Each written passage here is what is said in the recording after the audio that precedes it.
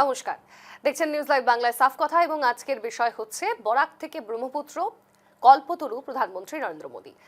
যে কারণে আজকের বিষয়ে আমরা আলোচনা করছি, কারণ আমরা জানি যে দুদিনের বরাক এবং অসম সফরে রয়েছেন প্রধানমন্ত্রী এবং আজ তিনি কোকরাঝাড়ে এবং একই সঙ্গে এই মুহূর্তে তিনি গুয়াহাটিতে রয়েছেন। যেহেতু আমরা জানি আবহাওয়া খারাপ ছিল, যার জন্য প্রধানমন্ত্রী কোকরাঝাড় সফর একেবারে বাতিল হয়, কিন্তু গুয়াহাটি থেকেই তিনি ভার্চুয়ালি কোকরাঝাড়ে প্রায় 4,570 কোটি টাকার প্রকল্পের শিলান্যাস করেন এবং একই সঙ্গে বিভিন্ন ক্ষেত্রের ভূমিপূজনও করেন প্রধানমন্ত্রী। বাঁশবাড়িতে রেলের কোচ নির্মাণ ফ্যাক্টরি শিলান্যাস সহ অসম মালা প্রকল্পেরও শুভারম্ভ করেন প্রধানমন্ত্রী। খারাপ আবহাওয়ার কারণে তিনি কোকরাঝাড়ে যেতে পারেননি। ভার্চুয়াল জনসভায় প্রথমেই ক্ষমা চেয়ে নিয়েছেন প্রধানমন্ত্রী নরেন্দ্র মোদী। অসম সফরের প্রথম দিনের শুরুতেই কংগ্রেসকে একেবারে এক হাত নিয়েছেন প্রধানমন্ত্রী।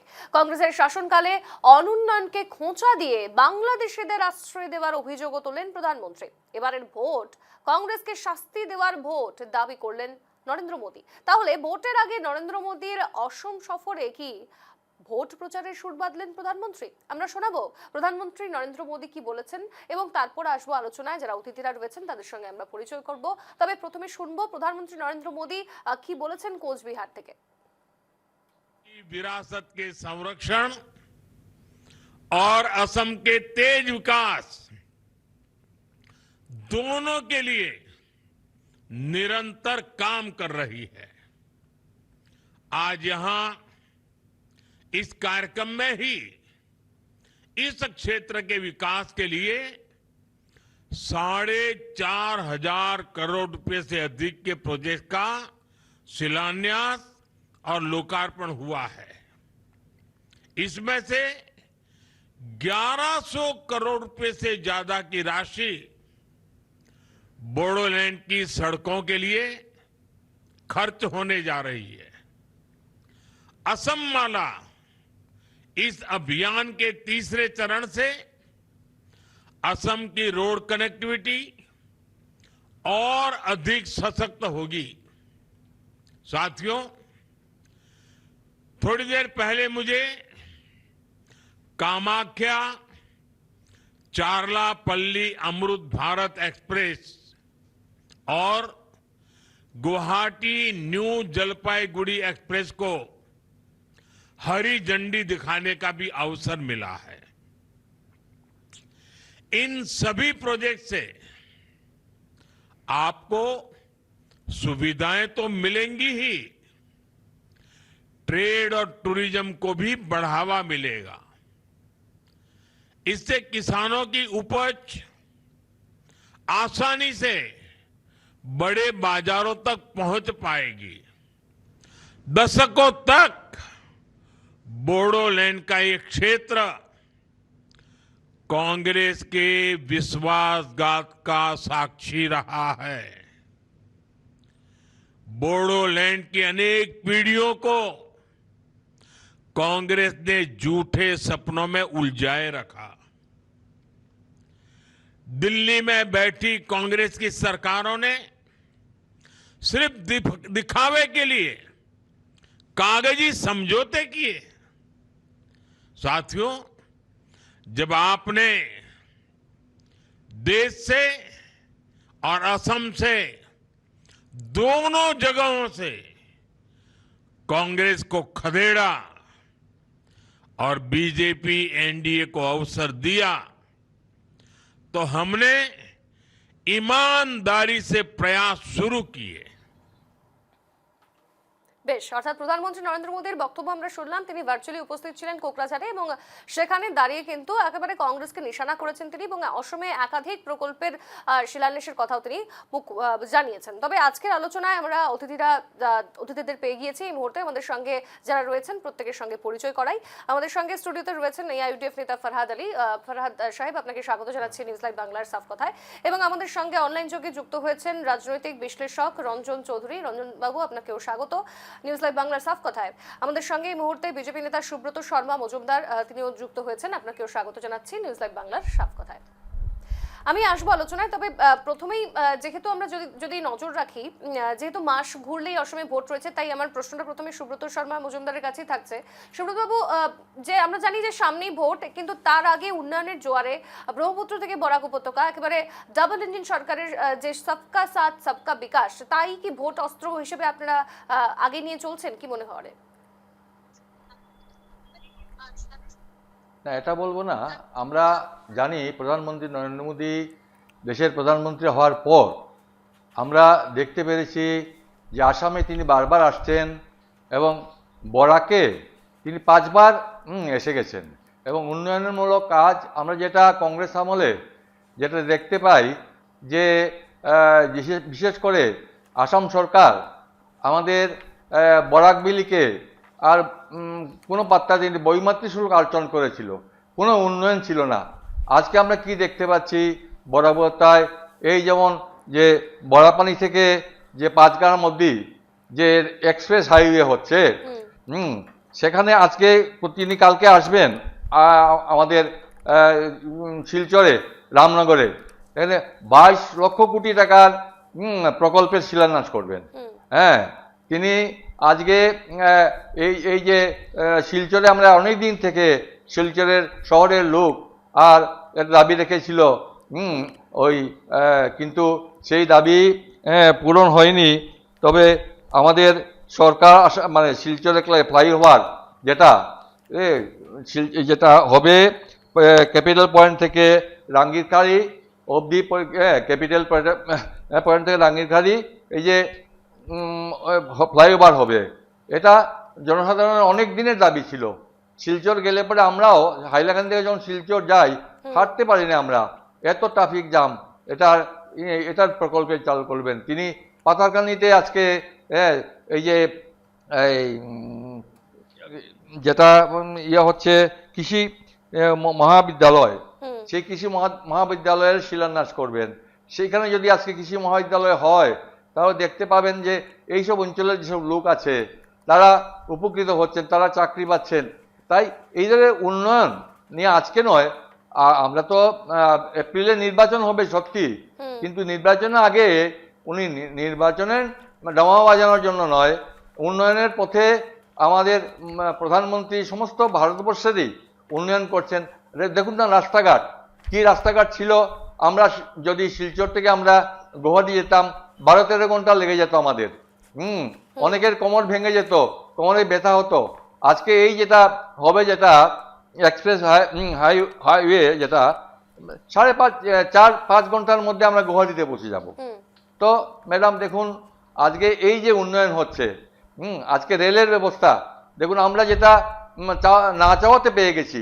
সাইরাং থেকে আজকে দিল্লি রাজধানী এক্সপ্রেস আমরা পেয়েছি, সাইরাং থেকে কলকাতা অবধি আমরা এক্সপ্রেস পেয়ে গেছি। তারপর গুয়াহাটি আমরা পেয়েছি, শিলচরে আরেকটি গাড়ি পেয়েছি আমরা।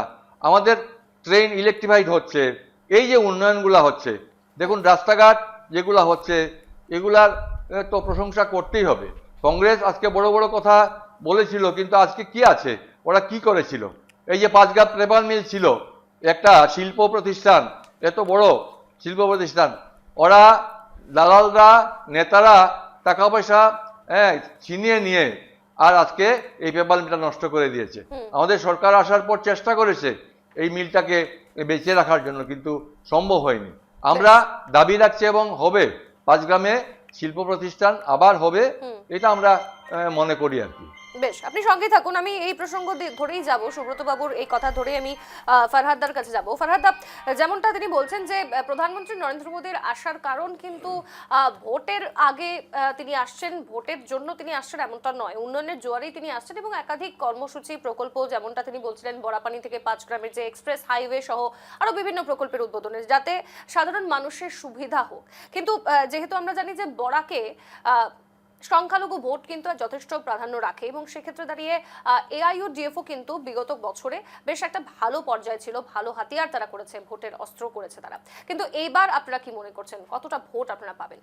দেখেন, নরেন্দ্র মোদী উনি আসামে আসছেন, ওয়েলকাম, তাতে আমার অসুবিধা নেই, ভালো কথা। কিন্তু এই যে নির্বাচনের প্রাক্ষণে, মানে একদম যেটা নিকটবর্তী সময়, এই সময় বিজেপির যেটা আমরা যেটা স্টাইল দেখেছি, যেটা বিহারেও দেখেছি, যেটা আসামে দেখা যাচ্ছে, বিগত নির্বাচনে দেখেছি, যে এই যে বড় বড় যেসব তারা ঘোষণা করেন, এর আগেও সারা ভারতবর্ষে অনেক কিছু তারা মানে অ্যানাউন্স করেছিল, যেসব কাজ নাকি এখন পর্যন্ত হয়নি। তো এখন কথা হলো যে আপনার কোকরাঝারে যেটা নাকি 4,000 কোটি টাকার প্রজেক্ট, ওই যে রেলওয়ে কোচ বানানোর যেটা প্রজেক্ট, এখন মনে করেন যে বিহারে বা ইউপিতে এর আগেই যেসব কোচ ম্যানুফ্যাকচারিং ইউনিট ছিল, এখানে কিন্তু পর্যাপ্ত পরিমাণে ওখানে প্রোডাকশনে আছে, কিন্তু ওই হিসাবে রেলওয়ে ডিপার্টমেন্টই কিন্তু ওই জায়গায় রিকোয়ারমেন্ট দিতে পারছে না যে আমাদের কোচ লাগে। কিন্তু এই তদ্রূপ এই সময় কেন আসামে নতুন একটা ম্যানুফ্যাকচারিং ইউনিটের দরকার, এটা কিন্তু আমাদের বোধগম্য নয়। তারপরে আপনার বরাকভ্যালি দেখেন, আজকের সময় কিছু একটা মনোযোগ পেয়েছেন, ভালো কথা। বরাকভ্যালি মানুষের সুবিধার জন্য এক্সপ্রেস হাইওয়ে হবে, ভালো কথা। কিন্তু এই যে আজকের যেটা শিলান্যাস হবে, এই শিলান্যাস আপনার যেটা টাইম ফ্রেম, শুধুমাত্র শিলান্যাসই থাকবে কি কাজ কমপ্লিট হবে, এটাও তো দেখার মতো বিষয়। তো বিজেপির যারা চমক দেখানোর একটা স্টাইলটা নির্বাচনের আগে এইসব খুব একদম নিকটবর্তী সময় রেখেছেন, আর এই নিকটবর্তী সময়ে এই ডেভেলপমেন্টের ইস্যুগুলো আসছে না। কোকরাঝারের যে বিষয়টা ঠিক আছে, ওখানে হওয়ার পরে যে ওই জায়গায় টেকনিক্যাল যে মানুষগুলো দরকার, আসামিকে আমাদের কাছে ওইরকম ধরনের ইঞ্জিনিয়ার কয়জন আছে, তো লোকাল কয়জন মানুষ ওই জায়গায় এস্টাবলিশমেন্ট পাবে, এই কথাটাও আমরা চিন্তা করতে হবে। আপনার এই বিষয়গুলো জড়িত করে বরাকভ্যালির বিষয়টা, বরাকভ্যালি কিন্তু সারা আসামের থেকে অনেক বড় পিছনে আছেন। আজকে যদি বরাকভ্যালির টি ট্রাইবের কাছে যাওয়া যায়, বরাকভ্যালির টি ট্রাইবের আজকে সবচাইতে ওয়েজেসটা সবচাইতে কম 258 পার ডে, যেটা নাকি আপনার যদি আসাম যদি এতই ডেভেলপ হচ্ছেন, তাহলে কেরালার মতো যদি স্টেটে 400 টাকা টি ট্রাইবকে দিতে পারে পার ডে হাজিরা, তা আমাদের আসামে কেন 258 বর্তমানও? এইসব জিনিস নিয়ে চিন্তা করা বিষয়। তারপরে আপনার বিষয়গুলো হচ্ছে যে টি টাইপের বিষয়গুলো এখানে আসতে হবে। টি টাইপে তারা মাটির ভূমি পাট্টা দিচ্ছেন, কিন্তু বিগত 2000 বছরের এই টি ট্রাইব বিগত সময় ডিপ্রাইভ করেছেন, সত্যি কথা। কংগ্রেসের সময় অনেক কাজ হয়নি, কিন্তু বিজেপি তো শুধুমাত্র ভোট নেওয়ার জন্য তা এই জিনিসগুলোই করছেন। যে বিজেপি এই টি ট্রাইবের মাঝখানে শুধুমাত্র ভূমি পাট্টার ইস্যু নয়, আজকে টি ট্রাইবের মাঝখানে যদি যান আপনি, তাদের হেলথের ইস্যু আছেন, তাদের শিক্ষাগত বিভিন্ন সমস্যায় তারা আছেন। তো এইসব উন্নয়নের কথাটা কখন আসবেন? আজকে নীতি আয়োগের আসামের যে ডেভেলপমেন্টের কথা বারবার বিজেপি সরকারে বলেন, কিন্তু গভর্নমেন্ট রিপোর্টে যে নীতি আয়োগে আজকের সময়ে অনেক ধরনের ডিস্ট্রিক্টগুলো পিছিয়ে আছেন। এটা কিন্তু সেন্ট্রাল যে বিজেপি গভর্নমেন্টের রিপোর্টেই এইসব ডিস্ট্রিক্টগুলো পিছিয়ে আছেন। গতিকে এই উন্নয়নের ডাকঢোল বাজানো যেটা বিজেপির একটা স্টাইল, কিন্তু প্র্যাকটিক্যালি এই জিনিসগুলো আমাদের এখানে হচ্ছেন না। আর আপনার ধরেন যেসব কাজ শুধুমাত্র ওপেনিং করা হয়, পুঁজিপতিকে তারা আরও কিছু টাকা তাদেরকে অর্জন করে দেওয়ার জন্য বিগত সময় হয়েছেন কি, যেসব জেজেএম প্রজেক্টে হোক বা রাস্তার যে কোনো ডেভেলপমেন্টের কাজে হোক, এইসব প্যাকেজ বানিয়ে যারা নাকি আসলেই কোটিপতি তাদেরকে কিন্তু কাজ দেওয়া হয়েছে, কিন্তু শুধু ছোটো ছোটো ঠিকাদার এখানে বানানো হয়নি। টাকা কার কাছে আনছেন? ডেভেলপমেন্টে তারা কথা বলছেন, সাধারণ পাবলিকের কাছে তো টাকা নেই। তো এইসব কথাগুলো আমাদের চিন্তা আসা দরকার। আর আজকের সময় যে ডিভিজিভ পলিসি, এই ডিভিজিভ পলিসির তা আমরা এগেনস্ট করি। আর নরেন্দ্র মোদী সাহেব আপনার গোয়ালপাড়া ধুবড়ি নিয়ে অনেক একটা তাৎপর্যপূর্ণ মন্তব্য করেছেন, যেটা আর কি খুবই লজ্জাজনক বিষয়, যে সন্দেহজনক লোক তাদেরকে এই ধুবড়ি গোয়ালপাড়া লোকদেরকে বলা হচ্ছে, কিন্তু তারা ডাবল ইঞ্জিন গভর্নমেন্ট থাকা সত্ত্বেও তারা কিন্তু একজন বাংলাদেশি এই কাজ আজকের সময় ওই জায়গা থেকে তাড়িয়ে দিতে তারা ফেল হয়। গোয়ালপাড়ার লোকজনদেরকে তিনি বাংলাদেশি বলে মন্তব্য করেছেন। হ্যাঁ, এরকম একটা মন্তব্য করেছেন আজকে। কিন্তু সমগ্র বাংলাদেশিদেরকে নিয়ে বলেছেন যারা অবৈধভাবে দীর্ঘদিন ধরে সরকারি অবৈধ জমি এই ইস্যুটাই উনি আজকে বিগত 10 বছর আগে যখন আসছিলেন তখনও বলছিলেন, 10 বছর পরে আসে আবার এই জিনিসটা ইস্যু বানাবেন, যখন নাকি রাজ্য প্রধান মুখ্যমন্ত্রীর সময় এই মিয়া মানুষকেও কিন্তু উনি পাকে প্রকারে কিন্তু বৈধ বলে এখন পর্যন্ত বলছেন, যে 1971-এর আগে আসা মানুষ এখানে খিলঞ্জিয়া, মিয়া মানুষকে আমরা খারাপ পাই না, মিয়া মানুষের কালচার কিছু ট্র্যাডিশন চেঞ্জ করতে হবে। আলটিমেটলি যেখানে মুখ্যমন্ত্রী বলছেন যে এখানে মিয়া মানুষের ট্র্যাডিশন চেঞ্জ করতে হবে, আবার নরেন্দ্র মোদী এসে বলবেন যে বিদেশি বাংলাদেশি, কন্ট্রাডিকশন আসে তো দুইটার কথা। বেশ, এই প্রশ্নের উত্তরেই যাই আমি। আমাদের সঙ্গে যেহেতু রঞ্জন বাবু রয়েছেন, রঞ্জন বাবু শোনা যাচ্ছে নিশ্চয়ই? রঞ্জনবাবু, আপনার কাছে আমার প্রশ্নটা এটাই থাকছে যে ফারহাদদা যেমনটা বলছেন যে এই যে বিভিন্ন উন্নয়নমূলক প্রকল্পের ঢাকঢোল বাজানো হচ্ছে, সেক্ষেত্রে অসমে ম্যানুফ্যাকচারিং ইউনিটের কি প্রয়োজন রয়েছে, পর্যাপ্ত পরিমাণের ইঞ্জিনিয়ার কি রয়েছে, এবং তার পাশাপাশি আজ প্রধানমন্ত্রী যেভাবে আবারও বাংলাদেশি ইস্যুতে সরব হয়েছেন, কংগ্রেসকেও তিনি হাতিয়ার করেছেন, এই বিষয়টা আপনি কিরকম দেখছেন? একজনের এক এক ধরনের দৃষ্টিভঙ্গি থাকে, কিন্তু খুব অপ্রিয় সত্যটা হচ্ছে ওই মানে কংগ্রেসকে আর গালিগালাজ না করলেও হবে, বাংলাদেশের ন্যারেটিভ না আনলেও হবে।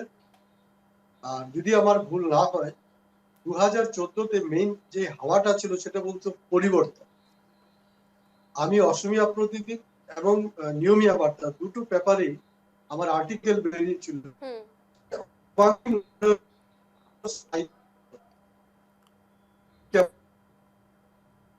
অ্যাপয়েন্টমেন্ট জব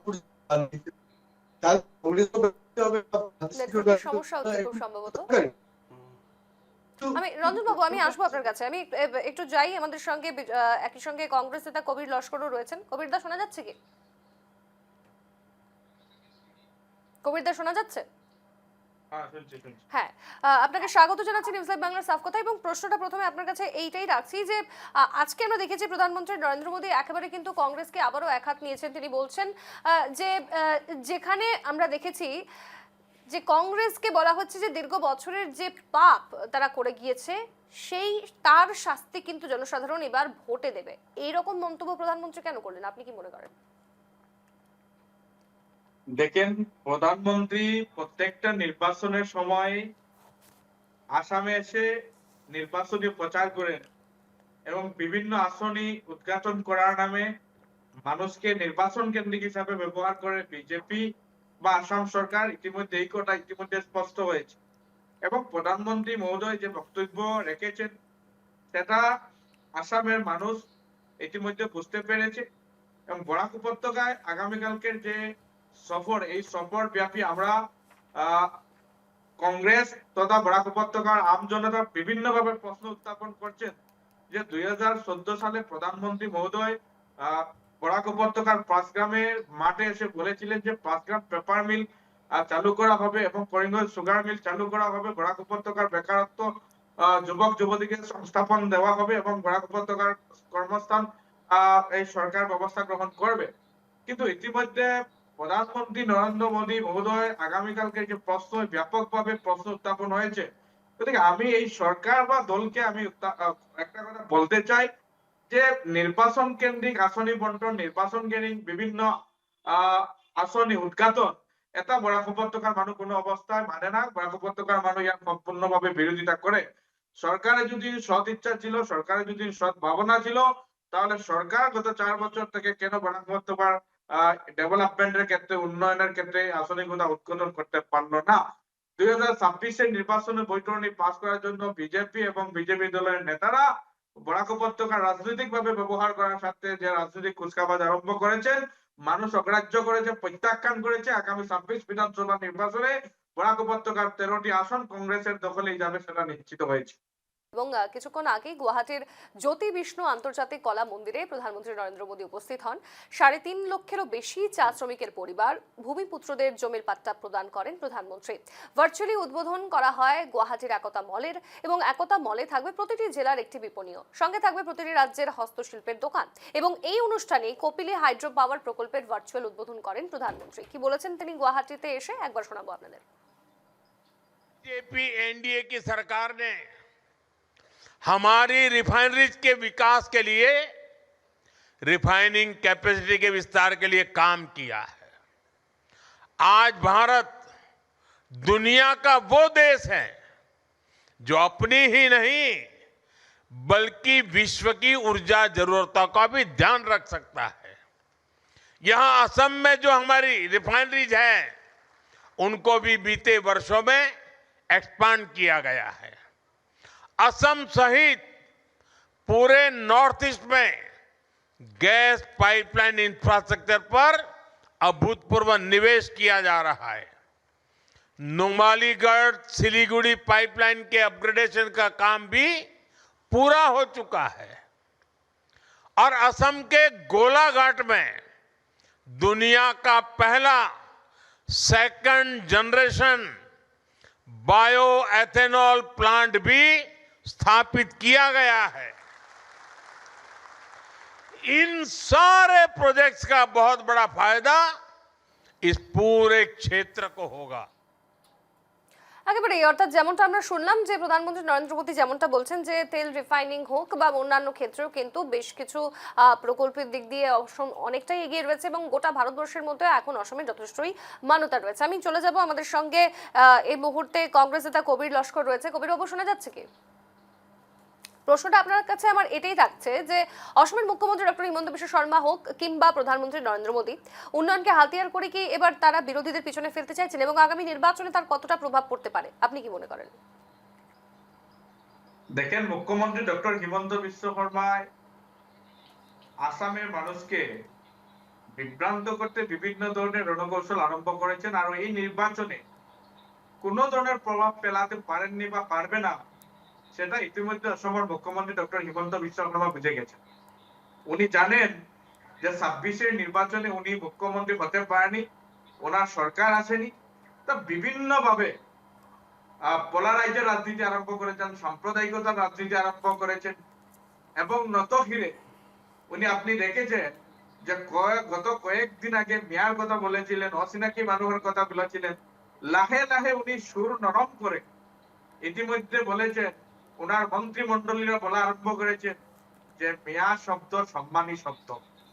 তার মানে বুটোর স্বার্থে ওনারা কি না করতে পারে বা ওনারা যে গাদি দখল করার সাথে কি না করতে পারবে এই কথা ইতিমধ্যে স্পষ্ট হয়েছে।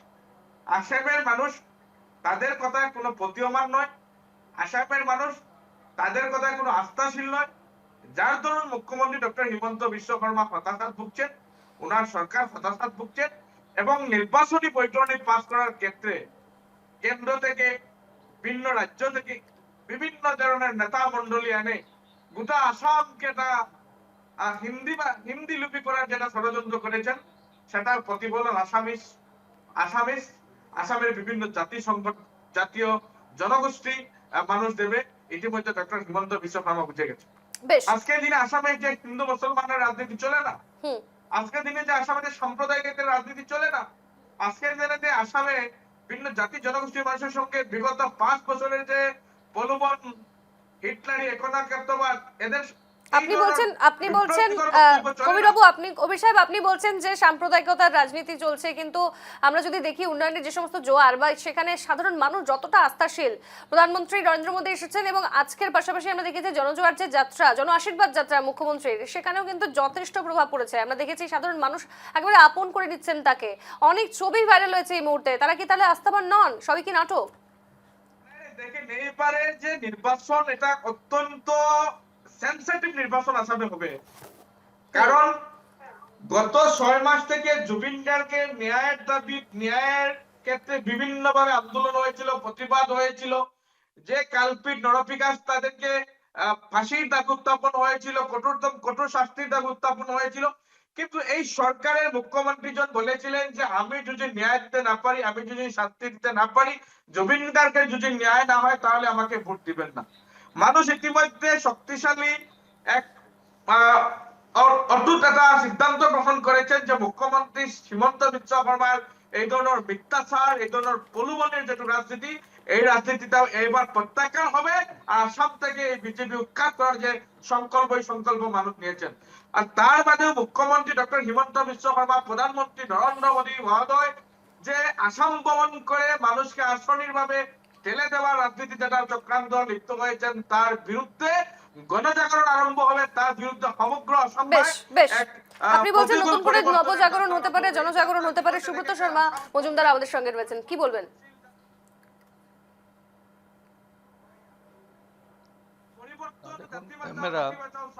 আমি প্রথম আমার ইউডিএফের রাজনৈতিক বিশ্লেষকের কথার একটা উত্তর দেব যে ইনি বলছেন উন্নয়ন নিয়ে ওনার সন্দেহ আছে, উন্নয়ন নিয়ে সন্দেহ আছে।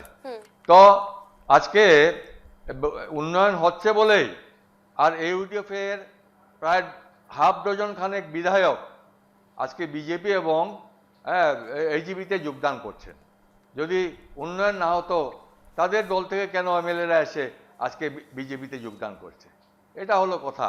তারপর কংগ্রেসের যে যিনি কথা বলছেন, তো তাদের উনি এখন যে আসামের যে মুখ্যমন্ত্রী প্রেসিডেন্ট আছেন, সভাপতি, উনার সম্পর্কে পাকিস্তানে উনার স্ত্রী পাকিস্তানের গুপ্তচর, হ্যাঁ, উনির সঙ্গে পাকিস্তানের সম্পর্ক আছে, এইসব কথা উঠছে। আজকে দেখুন মনমোহন সিং, শ্রদ্ধেয় ডাক্তার মনমোহন সিং 10 বছর ছিলেন ভারতবর্ষের প্রধানমন্ত্রী এবং উনি আসাম থেকে নির্বাচিত, রাজ্যসভায় নির্বাচিত হয়ে গিয়ে প্রধানমন্ত্রী হয়েছেন। কিন্তু আজকে ওই 10 বছরে একবারও তিনি আসামে আসেননি। আসামে উন্নয়ন করা তো দূরের কথা, তিনি আসামে আসেনি। এই হলো কংগ্রেস। আজকে কংগ্রেস বরাকবিলিতে, আমি বরাকবিলি লোক যেহেতু বরাকবিলি নিয়েই বলছি, যে আজকে বরাকের কোনো উন্নয়ন হয়নি কংগ্রেসের সময়। হ্যাঁ, আজকে যে উন্নয়ন হচ্ছে সমস্ত বরাকবাসী আনন্দিত, উৎফুল্লিত। আমাদের মুখ্যমন্ত্রী ডাক্তার হেমন্ত বিশ্ব শর্মা 2 মাস পর পর আসছেন আমাদের বরাকে, হাইলাকান্দিতে এসছেন। আমি একটু আপনাকে থামাচ্ছি, আমি অনেকক্ষণ ধরে চেষ্টা করছিলাম রঞ্জন বাবুকে কানেক্ট করা যায় কিনা। রঞ্জন বাবু, এবার স্পষ্ট শোনা যাচ্ছে?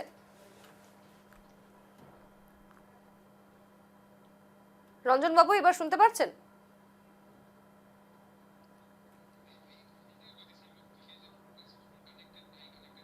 সমস্যা হচ্ছে আবারও। আমি তাহলে এবার চলে আসি ফারহাদ দা, আপনি কিছু বলতে চাইছিলেন? হ্যাঁ হ্যাঁ, না, বিজেপির মুখপাত্র উনি বলছেন যে যেটা উন্নয়ন, যদি এতই উন্নয়ন হয়েছে তাহলে যে সেন্ট্রাল গভর্নমেন্টের নীতি আয়োগের রিপোর্ট, এই রিপোর্ট যে মাঝখানে আপনার আজকের সময় ধুবড়ি হোক, গোয়ালপাড়া হোক, বরপেটা হোক, তারপরে হাইলাকান্দি, করিমগঞ্জ, দরং ডিস্ট্রিক্ট নীতি আয়োগের লিস্টে আছে যে এই জায়গায় হিউম্যান যেটা ডেভেলপমেন্ট, হিউম্যানের যেটা দারিদ্রতা, এইসব কিন্তু মানুষের মানে দূর হয়নি। তাহলে বিজেপি কোন জায়গায় কি বিষয়টা উন্নয়ন করছেন যে মানুষের দরিদ্রতাও দূর হচ্ছেন না? টাকা কার কাছে আছেন, টাকা দিয়ে কে ধনী হচ্ছেন, কার কাছে টাকাগুলো যাচ্ছেন? আর বিষয়গুলো হচ্ছে যে ইন্ডাস্ট্রিয়াল ডেভেলপমেন্টের কথা আসছেন। সারা ভারতবর্ষের শুধুমাত্র 2% ম্যানুফ্যাকচারিং ইউনিট, 2% আমাদের কন্ট্রিবিউশন আসাম থেকে আছেন। যে এই জিনিসগুলো বাড়তে হয়, এই জায়গায় আমাদের বাড়াতে হয়। হ্যাঁ, উন্নয়নের যে নরেন্দ্র মোদী উনি বলছেন যে রিফাইনারি যে সেক্টরটা, রিফাইনারি আগের থেকে আছে ছিলেন বলেই আজকের সময় এটার ডেভেলপমেন্ট, এটার আপনার এক্সটেনশনের ব্যাপারটা আসছেন। তো এই বিজেপির সময় এই ডাকঢোলগুলো বাজে, আর এটা ফ্যাক্টে যেতে হবে। যে আমি আগেও বলেছি যে আপনাদের বিজেপির উন্নয়ন শুধুমাত্র কয়েকজন ব্যক্তির স্বার্থে, কয়েকজন ব্যক্তির, এই উন্নয়ন সাধারণ মানুষের নয়। যেসব ইন্ডাস্ট্রি আমাদেরকে প্রমিস করা হইতেছে, আপনার এই জাগিরুটে যেটা আপনার সেমিকন্ডাক্টরের কথাটাও আমি বলি যে সেমিকন্ডাক্টরে যেসব নাকি ইঞ্জিনিয়ার্স, টেকনিক্যাল পার্সনের দরকার, ওইসব কি আমাদের আসামে আছেন? কিন্তু ওই জায়গায় শুধুমাত্র আপনার আনস্কিল লেবার, যেসব টেম্পোরারি লেবার শুধুমাত্র আসাম থেকে সাপ্লাই দিবে, আর ওটার জন্য আমাদের ডাকঢোল বাজছে। কিন্তু আসামের সামগ্রিক উন্নয়নে এইসব অনুষ্ঠানে কতটুকু ভূমিকা থাকবে, এটা সবসময় আমাদের সন্দেহ থাকবে। কারণ আপনার এই যেটা রেলওয়ে কোচের ম্যানুফ্যাকচারিং ইউনিট দেওয়া হয়েছে, এখন পর্যন্ত আপনার মহারাষ্ট্র, ইউপি, বিহার যেসব ম্যানুফ্যাকচারিং ইউনিট আছে, ওখান থেকে আপনার রেলওয়ে ডিপার্টমেন্টের কোনো সময় রিকোয়ারমেন্টই হয় নাই, তাদেরকে অর্ডারই দিতে পারছে না। তখন আসামেতে তারা নতুন অর্ডার কিভাবে দিবে, আর কাজে কি চলবে? আর এই যেসব এই ইঞ্জিনিয়ার বানানো আমাদের ইনস্টিটিউশন এখানে নেই। কারণ ইনস্টিটিউশন আমরা বিজেপি সরকারের সময় দেখছি যে স্কুল কলেজ তারা মার্চ করে ওখানে কিন্তু মদের দোকান তারা খুলেছেন। স্কুল কলেজের ডেভেলপমেন্টের কথা তারা বলেননি। তারা শুধুমাত্র মুখ্যমন্ত্রী দেবের ওয়াইফে নিজে প্রাইভেট ইনস্টিটিউশন হয়েছেন, আর জয়ন্ত মাল্লা 300 কোটি টাকা হয়েছেন। তো আপনার এডুকেশন সেক্টর যদি ডেভেলপমেন্ট না আসে, তাহলে আমাদের হিউম্যান রিসোর্সগুলো কোথা থেকে জন্ম নেবে? সুব্রত বাবু, উত্তর চাই আপনার কাছ থেকে। হ্যাঁ, ওনারা বলছেন উন্নয়ন কি হচ্ছে, ওনারা দেখতে পাচ্ছেন না। এই যে রাস্তাঘাট আয়নার মতো হয়ে গেছে। আজকে বরাকের উপর এতটা ব্রিজ তৈরি হয়েছে। আজকে এই যে 5 গ্রামে যেটা ভাঙন ছিল, নদী ভাঙন, কংগ্রেস আমলে, হ্যাঁ, নদী ভাঙন, আজকে নদী ভাঙনের জন্য অনেক টাকা খরচ হচ্ছে।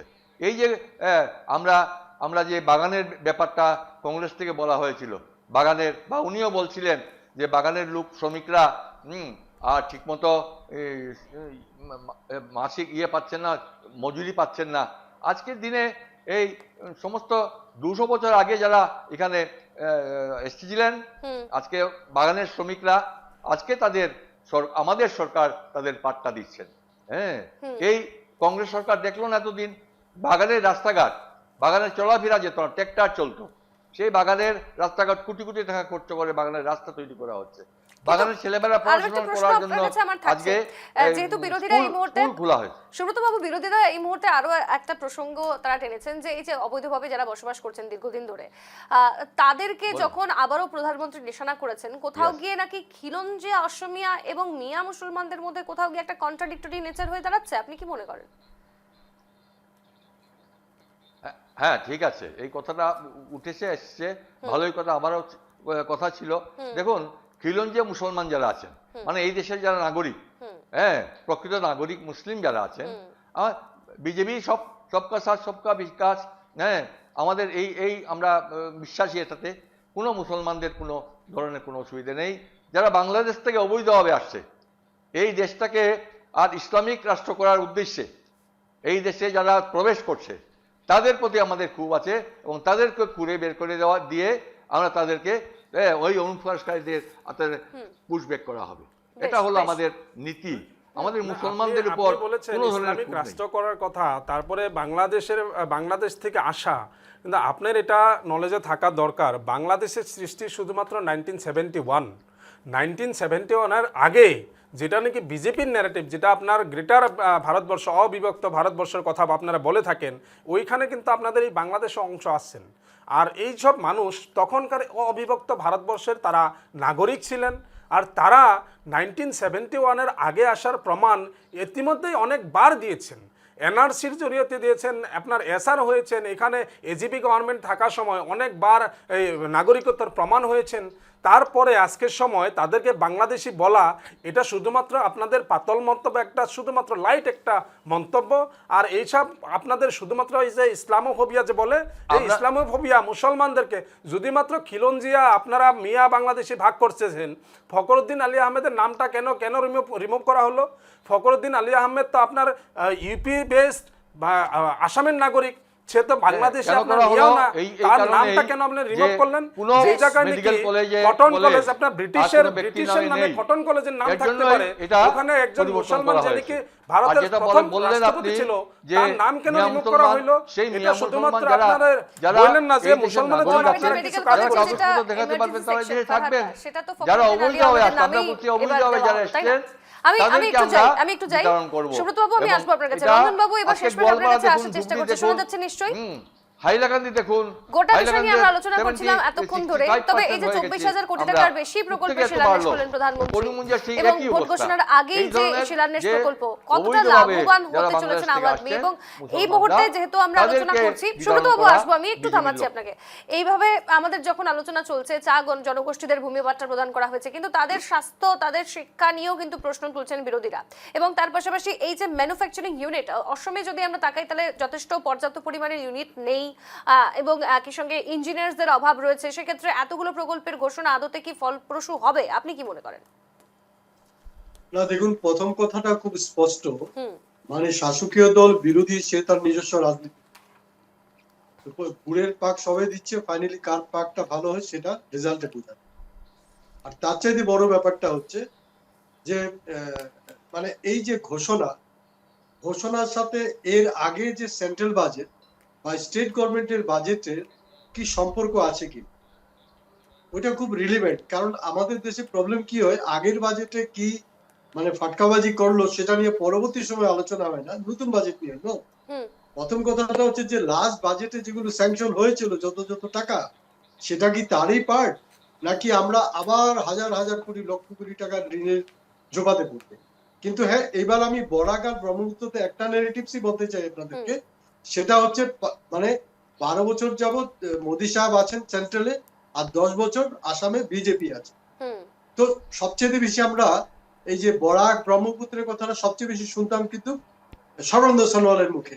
কিন্তু এটা ঠিক, সর্বানন্দ সোনোয়াল বলতেন, উনি বিজেপির মুখ্যমন্ত্রী ছিলেন, আমাদের মুখ্যমন্ত্রী, সব ঠিকই আছে, কিন্তু ওই সময় বরাক ব্রহ্মপুত্র বলতেন, কিন্তু বরাকে যে প্রপোর্শনে ডেভেলপমেন্ট হওয়ার দরকার ছিল সেটা হয়নি, যেটা এখন হিমন্ত বিশ্ব শর্মার আমলে হচ্ছে, হুম। কিন্তু গ্রাউন্ড রিয়েলিটিটা হচ্ছে যে আমাদের যে বাজেট এলোকেশনের সাথে এই নেগেটিভটা নিয়ে কেউ চিন্তা ভাবনা করতে রাজি না। আমি বারেবার বলছি, যদি আপনি কাজ করেন, আর আসামের যারা ভোটার এদেরকে কিন্তু আন্ডার এস্টিমেট করলে ভুল হবে। এরা অলরেডি সজাগ, সচেতন। তারা শাসকীয় দলকে দেখছে, বিরোধীকেও দেখছে। আর জো জিতা ওই সিকান্দার। আর তার চেয়ে লাস্ট কথাটা এটাই আমার, এখন যেটা মোদী সাহেব করছেন এটা করবেনই, কারণ এখন টেস্ট ম্যাচের জামানা না, এখন হচ্ছে IPL 2020। তো শেষ সময় প্রতিটা দিন ওনার জন্য ইম্পর্টেন্ট। যে কোনো সময় ঘোষণা ডিক্লেয়ার হবে, নোটিফিকেশন ডিক্লেয়ার হবে, সুতরাং এগুলি ঘোষণা করবেন। কিন্তু বিরোধীরা পাওয়ারে আসুক বা না আসুক, এই যে আজকে প্রতিবাদ বা ডিবেটটা যে আপনাদের স্টুডিওতে হচ্ছে, সেটা যাতে জনগণের মঞ্চে নিয়ে যেতে পারে, তাহলে হয়তো 31 ওরা আবার আসবে। আলোচনায় আবারও ফিরে যাব। অতিথিরা রয়েছেন আমাদের সঙ্গে, ফারহাদ আলিদা রয়েছেন স্টুডিওতে, রঞ্জন চৌধুরী, কবির লস্কর এবং সুব্রত শর্মা মজুমদার আমাদের সঙ্গে রয়েছেন। তবে প্রশ্নটা উঠছে আমার থাকছে ফারহাদার কাছে। ফারহাদা, আপনি যেমনটা বলছিলেন যে ম্যানুফ্যাকচারিং ইউনিটের অভাব বা ইঞ্জিনিয়ার পর্যাপ্ত পরিমাণে অসমে নেই, কিন্তু বেশ কয়েকটা দিন যে সমস্ত প্রকল্প হয়েছে, কাজ হয়েছে, আমরা সেখানে দেখেছি অধিকাংশ ছেলেমেয়ে কিন্তু অসমের, হ্যাঁ, তারাই কিন্তু কাজ করছে। অর্থাৎ কোথাও গিয়ে পরিকাঠামো উন্নয়ন করে কি শিল্প, বিনিয়োগ, কর্মসংস্থানের পথ নতুন করে প্রশস্ত করা যায়? আপনি কি মনে করেন? না, কথা হলো গিয়ে যে দেখেন, লং টাইম পলিসির জন্য যদি করেন তাহলে খুব ভালো ব্যাপার। কিন্তু এখন শুধুমাত্র আপনার একটা রাস্তার কাজ হচ্ছে, বা আপনার এই 4,000 কোটি টাকার যেটা ইন্ডাস্ট্রি সেট আপের জন্য যেসব লেবার লাগবে, ওখানে আমাদের আসামের মানুষ তাতে ওখানে কাজ করবে, এটাই শুধুমাত্র আমাদের যদি টার্গেট হয় তাহলে তো মানে সর্বনাশ। টার্গেট হওয়া উচিত যে আমাদের এখানে আমরা এই জায়গায় যেটা আপনার স্কিল লেবার কিভাবে দেওয়া যায়, স্কিল যারা আছে তাদেরকে আমরা যদি এখানে স্কিল লেবার বানানো যেটা প্রসেসটা, এডুকেশনাল সেন্টারগুলো কিভাবে আমরা বানানো যায়, এটার বিষয়ে চিন্তা করা দরকার। সরকারে এখন পর্যন্ত এই ক্ষেত্রে খুব ভালো চিন্তা করেননি। আর সবচেয়ে বড় বিষয়টা হয়েছে যে এই যে ডেভেলপমেন্ট, আজকের এই ডেভেলপমেন্ট অনেক কিছু হয়েছে, এটা স্বীকার করা যায় যে না, কিছু রাস্তাঘাটের উন্নয়ন কিছুটা বিজেপি করেছেন, কিন্তু এই উন্নয়ন করার পরেও আসামের যেটা গ্রাফটা, আসামের যেটা স্থানটা, অনেক কিছু আপনার যেটা আপনি দেখবেন যে আসামের স্থান কিন্তু অনেক নিচে। আর এটা নিচে হওয়ার একমাত্র কারণ হয়েছে তাদের ডিভিসিভ পলিসি। আর এই উন্নয়ন থেকে এই 30-40% মানুষকে সবসময় বিরত রাখা হয়েছে, তার জন্য আসাম কিন্তু এখন পর্যন্ত আপনার এই যে স্থান পাননি কোনো জায়গায়। তা আমরা বলি যে এই যে আপনার ডিভিসিভ যেটা পলিসি উন্নয়নের ক্ষেত্রেও আমরা দেখতেছি যে আজকে যদি আপনার ব্রহ্মপুত্রের উপরে ব্রিজের কথাই চিন্তা করেন, যে আপনার গুয়াহাটির থেকে যদি আপনার ধুবড়ি পর্যন্ত কয়টা ব্রিজ হয়েছে, গুয়াহাটির থেকে আপার আসাম পর্যন্ত কয়টা ব্রিজ হয়েছে। যে এই যে সিলেক্টিভ ডেভেলপমেন্টগুলোই আসামের উন্নয়ন কখনোই সম্ভব না। আসামের উন্নয়ন একটা ইনক্লুসিভ ডেভেলপমেন্ট হইতে গেলে সব জাতি জনগোষ্ঠীকে নিয়ে উন্নয়নের চিন্তাধারাটা করতে হবে। আর এই জায়গায় আসামের বিজেপি যেটা ডিভিসিভ পলিসি নিয়েছে, বা বিজেপি মিয়া মুসলমানকে যেটা দূরে রাখার যেটা পলিসি, এই পলিসিতে থেকে তারা যদি বিরত না আসে, তাহলে সার্বিক উন্নয়ন আসামের এই উন্নয়নটা কোনো পদ্ধেই সম্ভব না। সুব্রত বাবু কি বলবেন? সার্বিক উন্নয়নের জন্য এই পলিসি নিয়ে এগোলে নাকি সম্ভব না অসমের উন্নয়ন, কি মনে করেন? আমরা তো বারবার একটা কথাই বলছি, আমাদের স্থানীয় মুসলমানদের উপর আমাদের কোনো ক্ষোভ নেই। বাংলাদেশি মুসলমান কোথায় পেলেন আপনি? বাংলাদেশি মুসলমান আসামে কিভাবে থাকতে পারে? হেমন্ত বিশ্ব শর্মা বাংলাদেশি মুসলমানরা আসামে কিভাবে থাকতে পারে, ওই কথাটা বলেন আপনারা। লস্কর বাবু, আপনি এই বিষয়ে কি বলবেন? এই মিয়া মুসলমান কিলঞ্জি আছে, তাহলে নালে এত বৃদ্ধি পেল কি করে? লস্কর বাবু,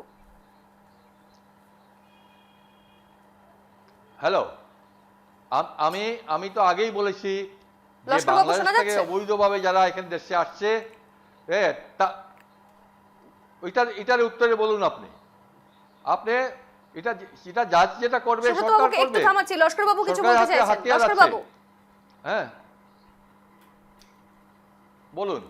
খিলঞ্জিয়া মুসলমান, বাংলাদেশি মুসলমান, সেটা বিজেপি নির্বাচনী বৈতরণী এবং বিজেপির 26-এর একটা গাত। এবং আসামে যে মুসলমান বাংলাদেশি বলে বিভিন্ন ধরনের কথা আসে, আসামে আপনারা জানেন 85-এ আসাম আন্দোলন হয়েছিল, আসামে চুক্তি হয়েছিল, তারপর এনআরসি এসেছিল, তারপর বিদেশি বহিষ্কারের নামে আন্দোলন হয়েছিল, কিন্তু সর্বানন্দ সোনোয়াল, হিমন্ত বিশ্ব শর্মায় 10 বছর সরকার গঠন করে একজন আসামের কোন ব্যক্তি বাংলাদেশি বলে বিতরণ করতে পারেননি, সম্পূর্ণভাবে বিফল হয়েছেন, ব্যর্থ হয়েছেন। বেশ, এবার বলুন সুব্রত বাবু। তারপর বিজেপির নেতারা বিভিন্নভাবে দেখুন দেবেন? যেসব প্রকল্প আসামের তৈরি হয়েছে, আসাম সরকার যেসব প্রকল্প চালু করেছে সেই প্রকল্পে যেমন অরুণোদয় বলুন, হ্যাঁ, মুসলিম মেয়েরা পাচ্ছে নাকি? আজকে হাজার হাজার মুসলিম মেয়েরা সেটাতে উপকৃত হচ্ছে, লক্ষ লক্ষ মুসলিম মেয়েরা উপকৃত হচ্ছে। আজকে গ্যাসের সিলিন্ডার থেকে শুরু করে, হ্যাঁ, প্রধানমন্ত্রী আবাস থেকে শুরু করে কি থেকে কি বঞ্চিত হচ্ছেন ওরা। লস্কর বাবু, আপনি যে আপনাদের বললেন, অনেকটাই হ্যাঁ, ভোট রয়েছে সবাইকে- বরাকে। আমরা আমরা যদি সবাইকে নিয়ে তাকাই চলছি। সংখ্যালঘু এলাকা যেহেতু, সেখানে কিন্তু কংগ্রেস এর আগে যথেষ্ট ভালো পারফরমেন্স দিয়েছে। একই সঙ্গে আমরা জানি এআইইউডিএফ এরও কিন্তু বেশ কিছু আসন একেবারে সংরক্ষিত। লস্কর বাবু শোনা যাচ্ছে? মানুষকে বিভ্রান্ত লস্কর বাবু, কবির বাবু। বিজেপি 26 নির্বাচনে আসাম থেকে লস্কর সাহেব, বিতাড়িত হবে, প্রশ্নটা আমার সেটা এইটাই নিশ্চিত। আসামের আপনার হিন্দু কাছে হোক, থাকছে। আসামের মুসলমানই হোক, আসামের ভিন্ন জাতি জনগোষ্ঠীর মানুষ এই বিজেপির বেশ। বিপক্ষে এক আওয়াজ পরিবর্তনের আওয়াজ আনছে। এই আপনারা কি মনে আওয়াজে- করেন আগামীতে বরাকে, যেহেতু কাল নরেন্দ্র মোদী যাচ্ছেন বরাকে আপনাদের কতটা পারফরমেন্স থাকবে এরপর? বরাক উপত্যকা দেখেন, বরাক উপত্যকায় বিজেপি এইবার শূন্য হবে সেটা নিশ্চিত। যার জন্য বিজেপির নেতা, মন্ত্রী, বিধায়ক, এমএলএ, নানা সংগঠনের কার্যকর্তারা উঠে পড়ে বরাক উপত্যকায় লেগে গেছে। বরাক উপত্যকার মানে ইতিমধ্যে একজুট হয়েছে যে বরাক উপত্যকার মানুষের সাথে বৈষম্য করা হয়েছে। বরাক উপত্যকার রাজনৈতিক ক্ষেত্রে মানুষকে ব্যবহার করা হয়। বরাক উপত্যকার সুব্রত বাবু রাজনৈতিক বলুন, অধিকার বরাক খর্ব হচ্ছে করা হয়েছে। বরাক এই উপত্যকা এবার নির্বাচনে বিজেপি বরাক উপত্যকার শূন্যে ফলস্বরূপ থাকবে। বরাকবাসীদের সঙ্গে নাকি একেবারে বৈষম্য করা হয়েছে, তাদেরকে বিশ্বাসঘাতক করা হয়েছে। বিজেপি এবার উৎখাত হবে।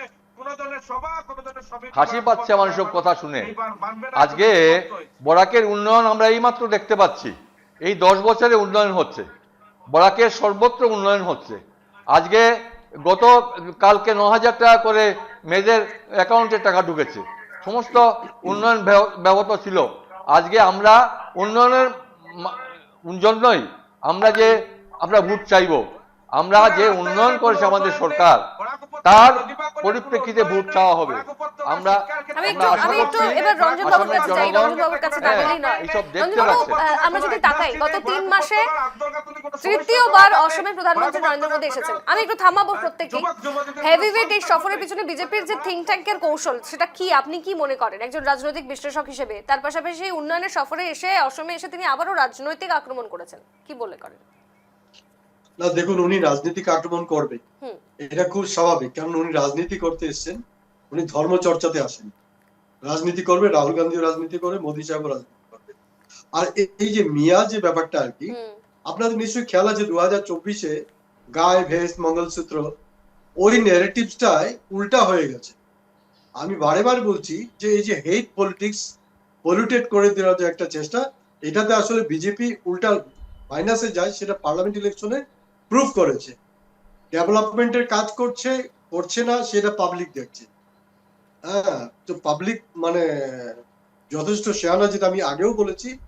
আর সবচেয়ে বড় ব্যাপারটা হচ্ছে এই মানে মোদী সাহেবের সাথে আমার একটাই প্রবলেম, উনি যখন মানে মুসলমান রাষ্ট্রে যাচ্ছে, উনি মুসলিম প্রধানদেরকে উনি আলিঙ্গন করতে ব্যস্ত। আর এখানে দূর দূর চেয়েছেই এই জিনিসটা, এই নেগেটিভটা কিন্তু ঠিক হচ্ছে না। কংগ্রেসকে গালি দেওয়া, মুসলিমকে গালি দেওয়ার আগে উনি যদি সত্যি বিশ্বগুরু হতে চান, সত্যি চ্যাম্পিয়ন হতে চান, 56 ইঞ্চিকে সিনা হতে চান, তাহলে খালি ট্রাম্পকে একবার ধমকে দিন। কি বলবেন সুব্রত বাবু? ট্রাম্পকে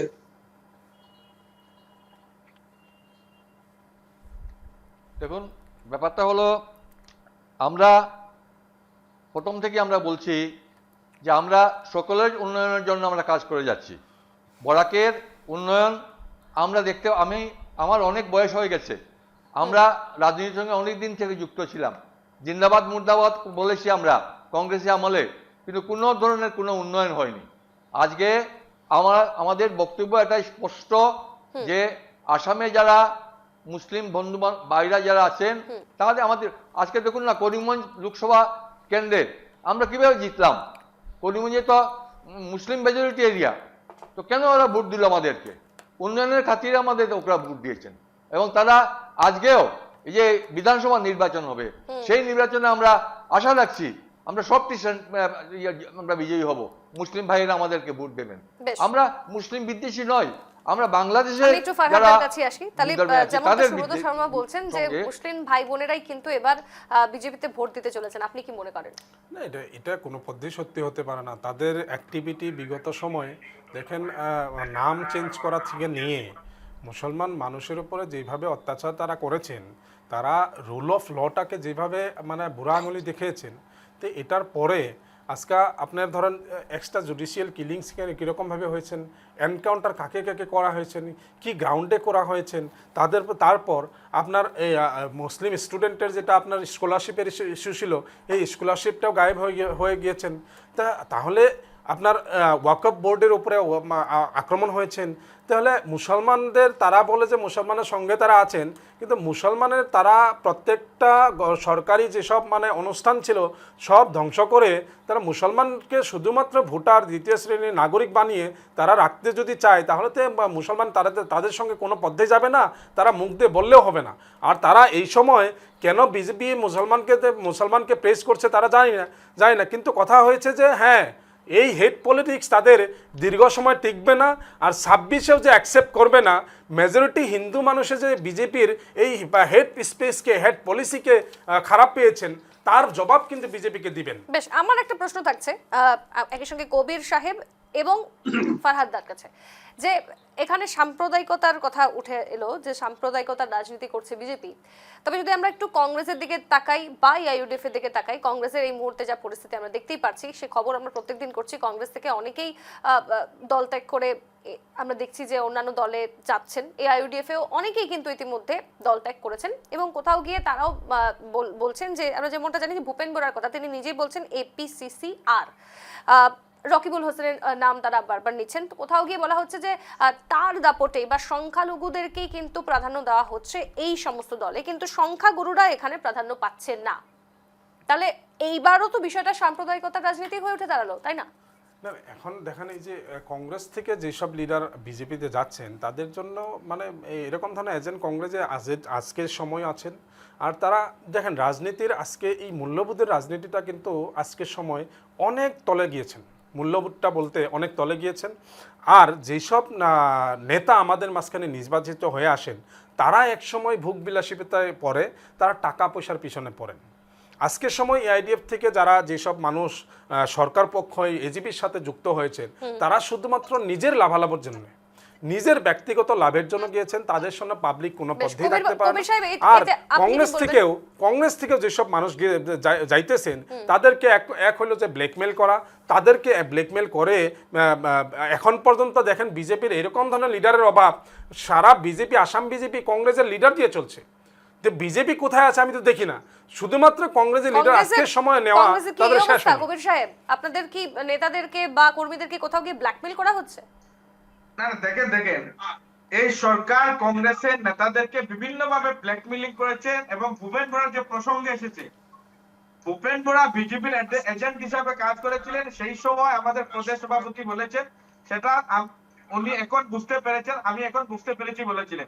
ভূপেন বোরা স্বার্থন্যাসীরা মানে সুবিধাবাদী মানুষ এবং বিজেপির মুখ্যমন্ত্রী তৈলমর্দনকারী মানুষ। ভূপেন বোরা চলে গেছেন, আমাদের কোনো আপত্তি নেই, আমাদের দলের কোনো ক্ষতি নাই।